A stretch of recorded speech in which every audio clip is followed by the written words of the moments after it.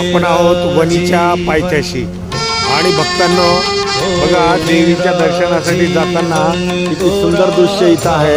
हे वणीचं गड आहे, त्याच्या पुढचा हा एक डोंगर दिसतोय, त्याच्याच बाजूला आणखी एक डोंगर, त्याच्याच बाजूला एक डोंगर आणि हा सुळा। बघा हे कसं दृश्य आहे सुंदर। ह्या इथे छोटे छोटे डोंगर आणि हा परिसर हा आहे नाशिक जिल्ह्यामध्ये आपल्याला सप्तशृंगी वणीच्या देवीचा।